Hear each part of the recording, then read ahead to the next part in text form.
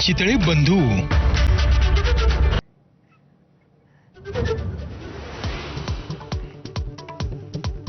Monsoon केरळमध्ये दाखल. दरवर्षीपेक्षा एक आठवडा आधीच मान्सून केरळमध्ये.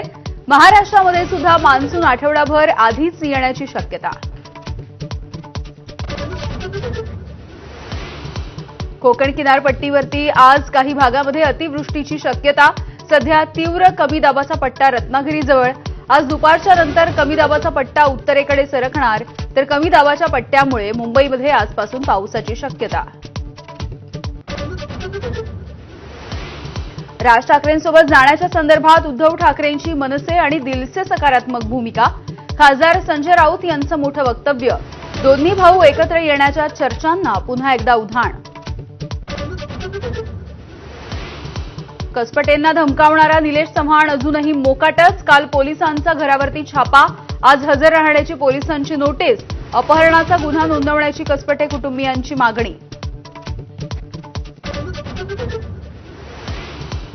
छत्तीसगडच्या बिजापूर भागामध्ये 24 नक्षल्यांची शरणागती. सर्वोच्च नेता बसव राजूच्या एन्काउंटरच्या नंतर नक्षल चळवळीचा कणा मोडला. शरण आलेल्यांपैकी 24 जणांवरती होतं 87 लाखांचं बक्षीस. पुण्यात खराडी भागामध्ये बनावट कॉल सेंटरवरती छापा. 150 ते 200 पोलिसांच्या पथकाची मोठी कारवाई. बनावट कॉल सेंटरद्वारे अनेकांची फसवणूक झाल्याची शक्यता.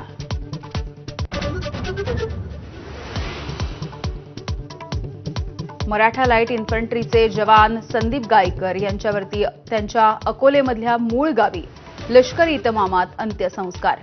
जम्मू काश्मीरमधल्या किश्तवाड चकमकीमध्ये दिलं सर्वोच्च बलिदान. जम्मू काश्मीरच्या किश्तवाडमध्ये गेले 2 दिवस दहशतवाद्यांसोबत जोरदार चकमक. 4 दहशतवाद्यांना घेरल्याची माहिती. संपूर्ण परिसराला लष्कराचा घेराव. राहुल गांधी आज जम्मू काश्मीरच्या दौऱ्यावर. पाकिस्तानी गोळीबारामध्ये नुकसानग्रस्त पूंछ भागामध्ये नागरिकांसोबत संवाद. जखमींची राहुल गांधींकडून विचारपूस.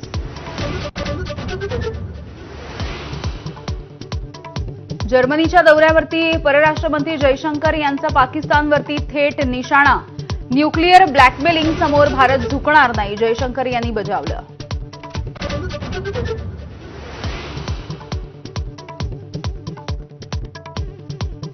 पुन्हा एकदा लाडक्या बहिणींसाठी आदिवासी विकास विभागाचा निधी वळवला. शासन निर्णय सुद्धा जाहीर. 335 कोटी आदिवासी विभागाचे वळवले. पंतप्रधान नरेंद्र मोदींच्या अध्यक्षतेखाली आज नीती आयोगाची बैठक. या बैठकीला सर्व राज्यांचे मुख्यमंत्री राहणार उपस्थित.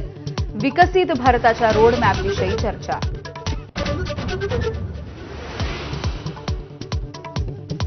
आगामी इंग्लंडच्या दौऱ्यासाठी आज भारतीय संघाची घोषणा होणार. रोहित शर्मा, विराट कोहलीच्या कसोटी निवृत्तीनंतर कर्णधारपदी कोण याची उत्सुकता.